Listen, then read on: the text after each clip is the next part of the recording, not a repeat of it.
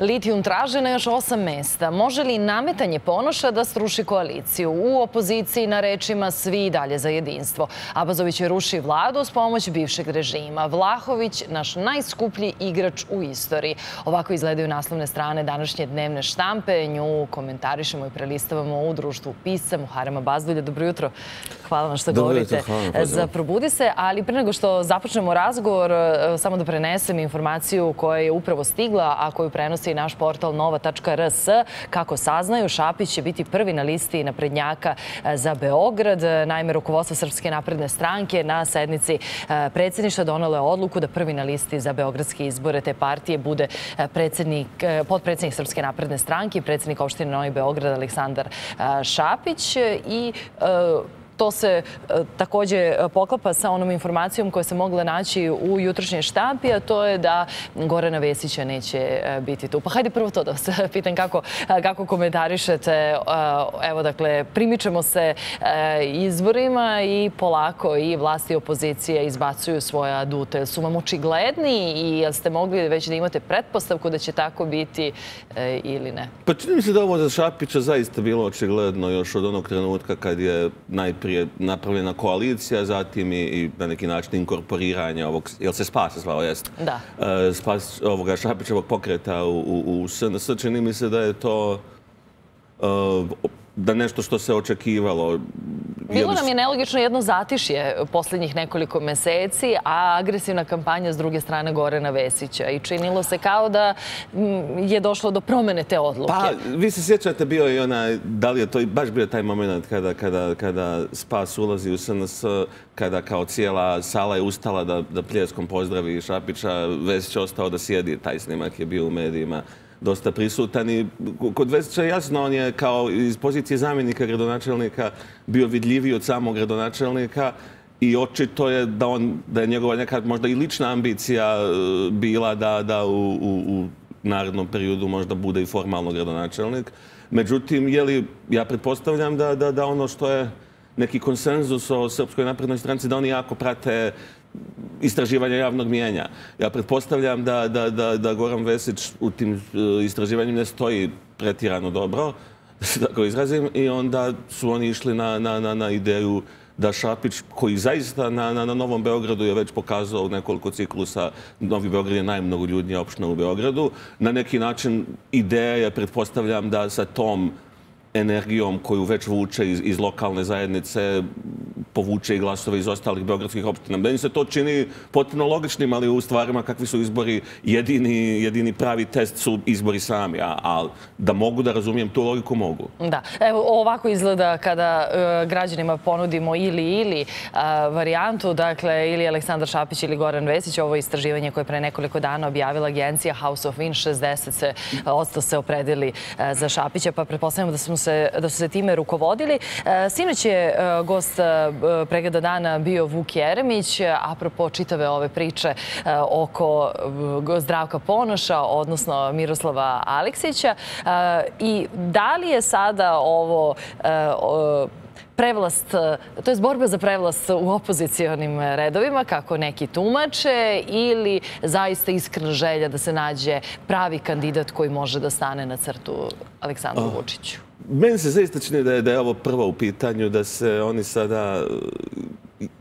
Moj utisak da se opozicija pomirila da će predsjedničke izbore da izgubi, ali da, naravno, nipošto se nisu pomirili oko rezultata na parlamentarnim i posebno beogradskim. A šta vam govori da su? Jer juče gospodin Dragan Đilas govorio za N1 i on je imao, hajde da kažem, optimizam i, dakle, on veruje da i svaki opozicioni lider sa kojim sam razgovarala posljednjih dana, oni svi do jednog kažu Vučić je na kolenima, sve ovo što se radi sada, sve ovi potezi koje sprovodi Aleksandar Vučić, i tih 100 evra i najava novih 100 evra i povlačenje Rio Tinta, vam govori da su naprednjaci u krizi.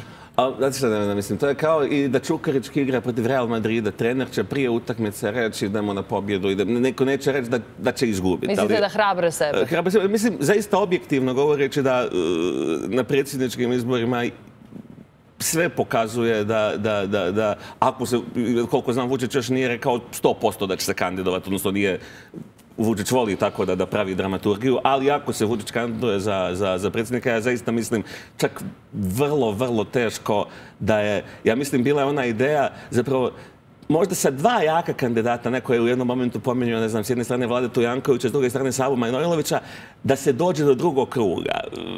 Mislim da je Bojan Pajtić tu imao ideju, kad bi ova dvojica ljudi pristala, da imaš dva savršeno profilcana kandidata. Jedan koji bi jako profilisao patriotsku opoziciju na način na koji je, recimo, oko ovog referenduma jedan dio zaista uspio da se prođe i da jako mobilišeš, uslovno rečeno, neke mlađe, uslovno rečeno lijeve, urbane glasače. Apstinente.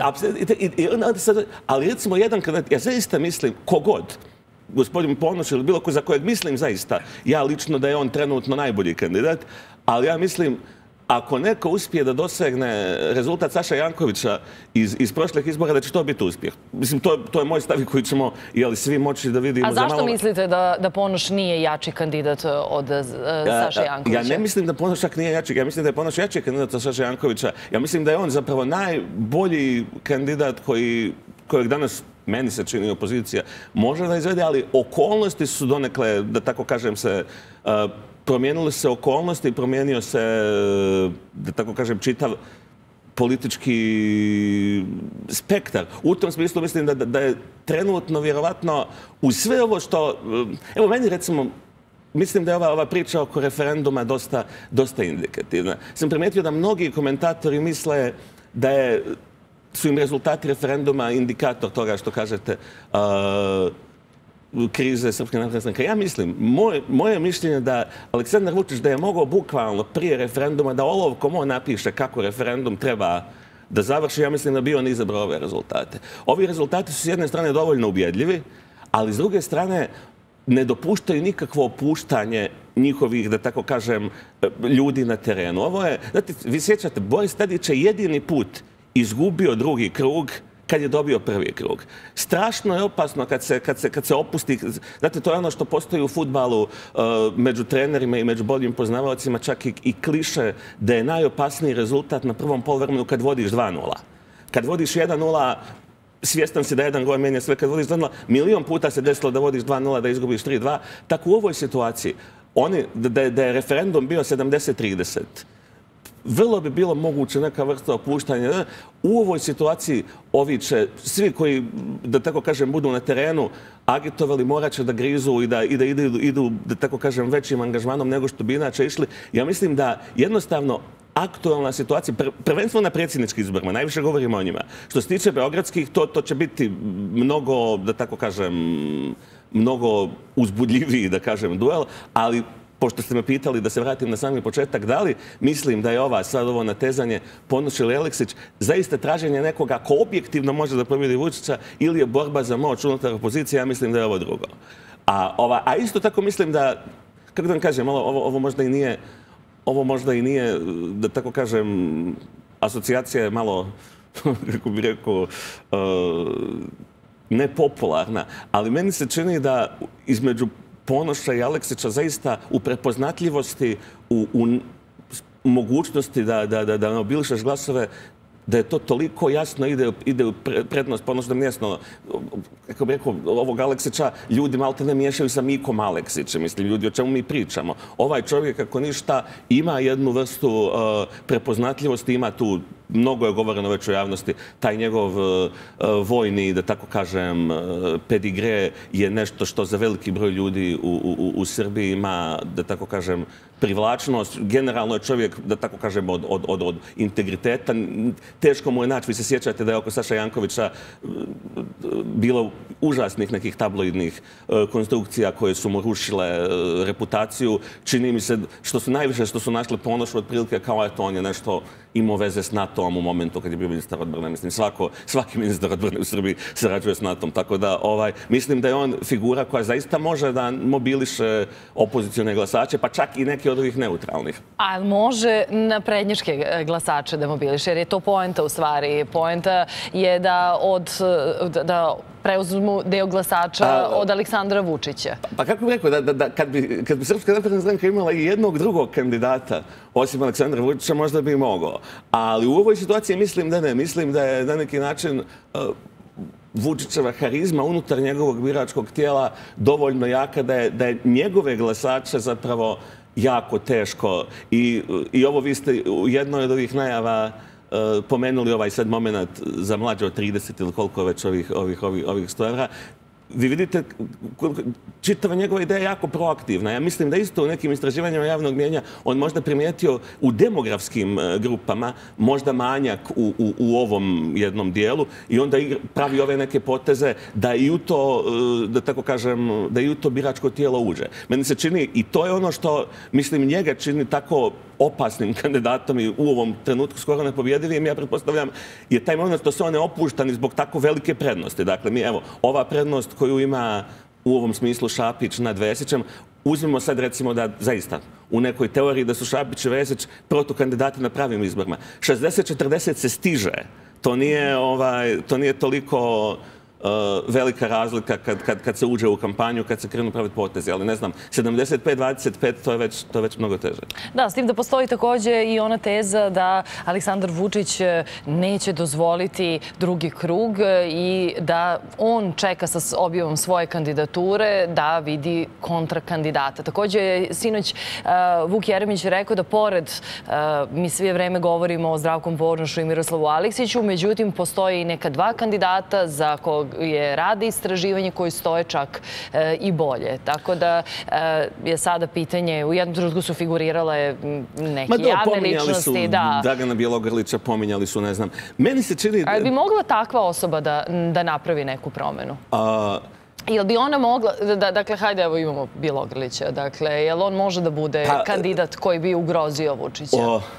Možda čak u nekom kratkoročnom smislu, recimo sad, na valu ove popularnosti povodom filma Toma ili šta, da bi dio, da tako kažem, glasova tih neutralnih možda se prebacio. Sad, ovo naravno kažem potpuno u šali, da ne bude neko poput Novaka Đokovića ili takvih ljudi, naravno, da bi mogao da uđe sa nekim, da kažem, prtljagom popularnosti iz druge sfere.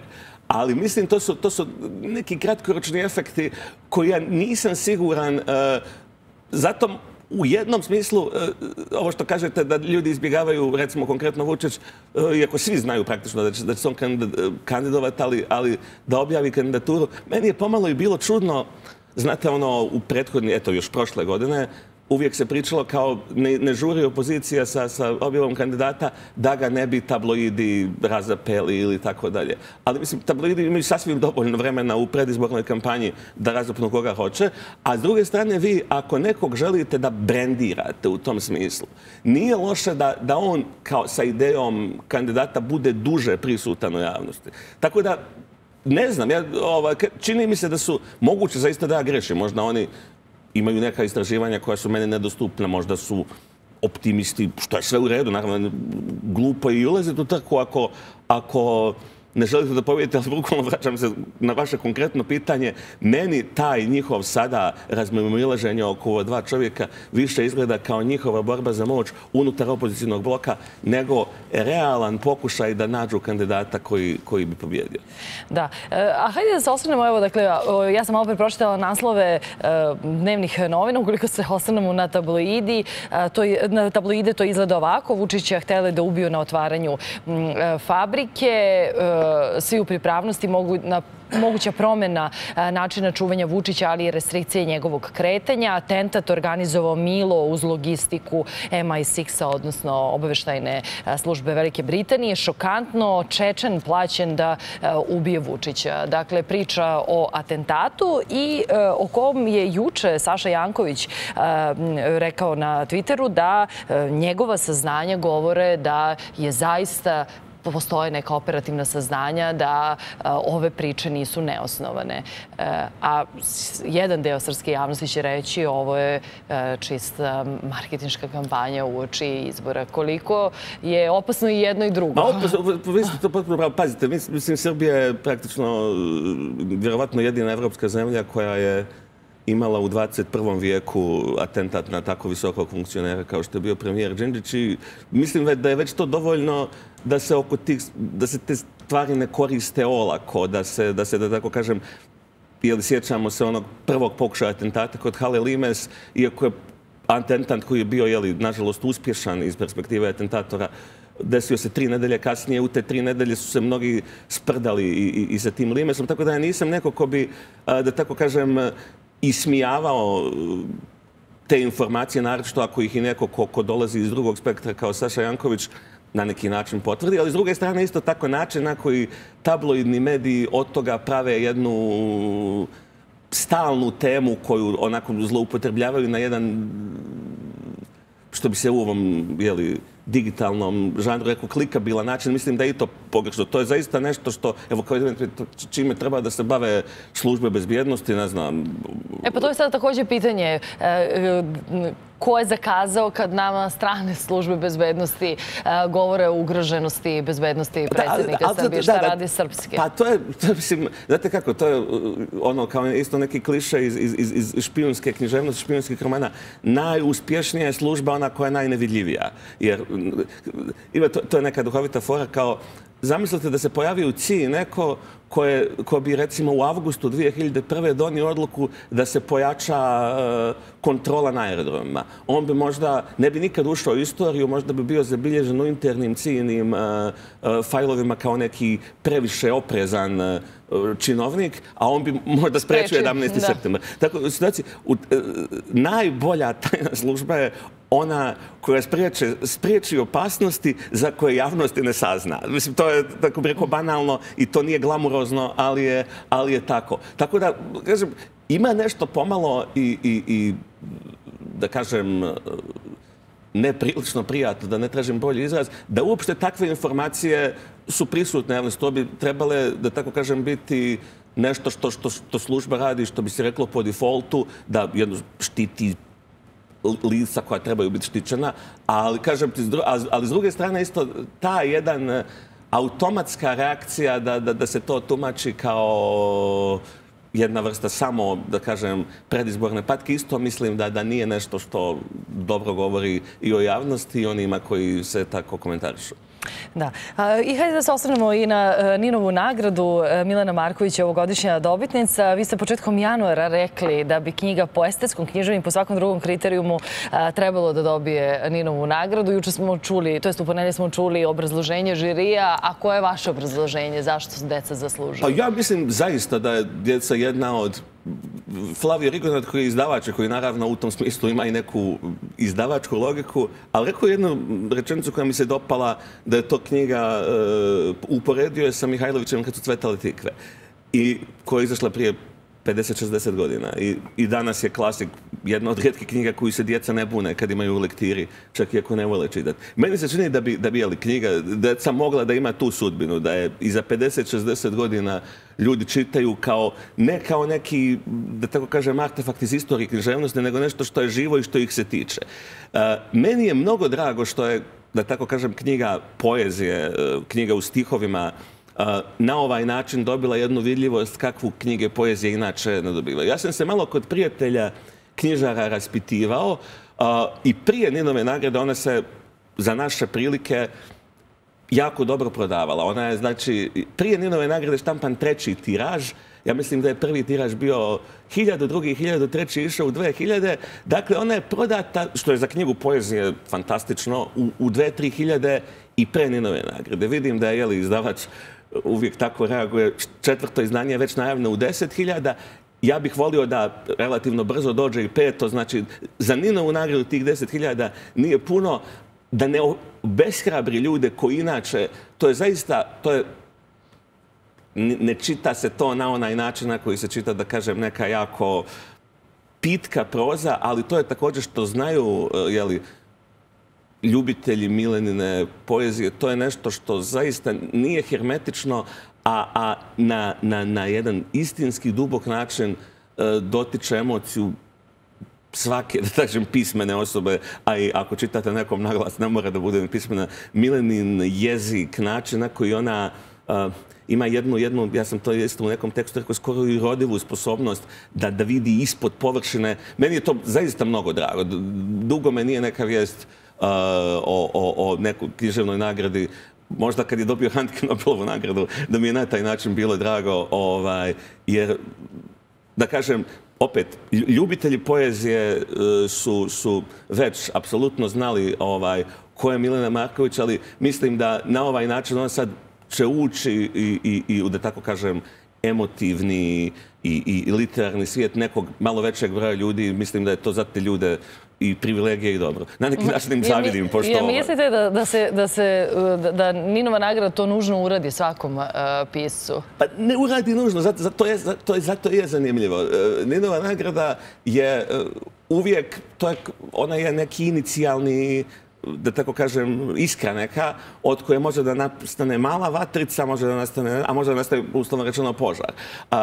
Jedan od faktora tu je svakako izdavač. Dakle, 2-3 najveća izdavača u Srbiji sa svojom mašinerijom mogu, da tako kažem, da tu stvar potpomognu. Milena ima jednog, kako se to obično kaže, kultnog, jednog malog izdavača, ali jako popularnog sa vrlo, specifičnim i majstorskim profilom. Tako da ona možda nema za tu vrstu, da tako kažem, kakvu su možda, ne znam, imali u posljednjih 10 godina Gatalica i Velikić, tu infrastrukturu da je sad pogura, ali mislim upravo i zbog te stihovane forme da možda ni njena ambicija, ni ambicija izdavača nije da se sad ide u neki bestseller tog ranga, ali opet govorim da to ipak za 2 ili 3 puta nadiđe čak i njene pjesničke tiraže koji su i kažem, već do sad bili, da tako kažem, veliki i respektabilni. Dakle, je li vam sada izbor činjenica da se vaše mišljenje poklopilo sa mišljenjem žirija ove godine? Je li vam vratilo nadu u Ninovu nagradu, uzimajući u obzir da ste vi pre 2 godine bili jedan od 18 potpisnika onog pisma koji... Znate kako je to? Ideja je bila... Da, koji ste tražili, čisto da kažem, dakle, gledacima ukoliko ne znaju, tražili ste od izdavača da povlače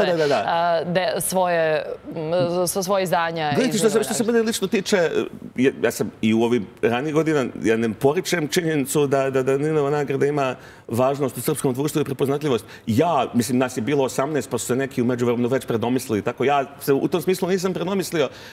Ja nisam imao roman ove godine, ali kad ga budem imao, ja ću opet da kažem izdavaču, zato što je to u tom smislu bila jedna principijelna reakcija na, da tako kažem, način na koji se strukturirao žiri i opet način na koji je po toj inerciji žiri odlučivao. Ovaj put, ja kažem, oni su donijeli u jednom smislu i hrabru odluku, jer bilo je komentara i kad je dobila kako se zove, Ivana Dimić, kao to nije roman, to je drama. Oni su ovdje mogli možda da očekuju da ih neko, iako kad su pustili čak i u najširi izbor, predstavili su da je knjiga u konkurenciji, nisu je diskvalifikovali. Onda Katarina Mitrović je imala prošle godine također užem izboru poemu, tako da je na neki način napravljen presedan. Ali ako me pitate, ja također mislim da je ova odluka u određenom smislu posljedica bojkota. Odnosno posljedica, ne nužno da je to uzročno-posljedična veza kao da ja sad gurnem ovu šolju pa ona padne, ali u onom smislu leptirovog efekta da je bojkot i ono što je bojkot pokrenuo, način na koji je, da tako kažem, medijski ukazano i u javnosti na jednu vrstu, da tako kažem, ideološke prizme kroz koje su ranije godina donesene odluke, ja mislim da je jednostavno i žiri uslovno rečeno ne bio pod pritiskom, ali je radio u drugoj atmosferi i da je u toj atmosferi ova odluka bila moguća. Da, pre 2 godine je bio taj pritisak, pre godinu dana je bio onaj pritisak kog pola je Ninova nagrada i zašto žene ne dobijaju, pa je čitate sada izbor Milane Marković i kao neki vid odgovora na taj pritisak. Pa, znate kako ja... Iako, da, juče mi je bio gost, urednik kulture u Ninu, on kaže da, naravno, da to nije... Pa, znate kako, čak Milana Marković je neko ko, da tako kažem, ona nije, uslovno rečeno, svojim stavovima baš i neki favorit tog nekog, da kažem, feminističkog književnog kruga. Tako da ne mislim čak da nužno to ima. Ono što je činjenica o Ninovoj nagradi da je među 60-ak dobitnika, ako se ne varam, je bilo 6 ili 7 žena. Taj razmer jeste ogroman. I to je nešto o čemu... Ali to je više sad tumačenje za književnu istoriju. Zašto je prva dobitnica bila Dubravka Ugrišić, ako se ne varam, 88. Dakle, da ste vi praktično koliko, 30 ili nekoliko puta dodijelili nagradu bez jedne žene. To je sad nešto što spada u književnu istoriju. Mi ako gledamo 21. vijek, tu nije baš pola-pola, ali razmjere, ne znam, bila je i Grozdana Olujić, bila je pomenuta Ivana Dimić, bilo je još žena, tako ta se stvar mijenja.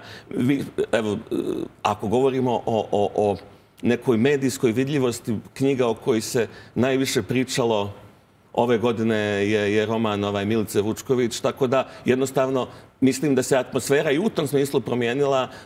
Prije nekoliko godina je isto tako, da kažem, roman Lane Bastašić nije dobio nagradu, ali je bio jako i komentarisan i čitan. Tako da, iz perspektive ženske književnosti, što god to značilo, mislim da te diskriminacije, ako mogu tako da kažem, koja sigurno kroz istoriju, čak i noviju, jeste postojala, da je više nema. Hvala vam mnogo, gospodin Bazović, što ste ovog jutra bili moji sagovornik.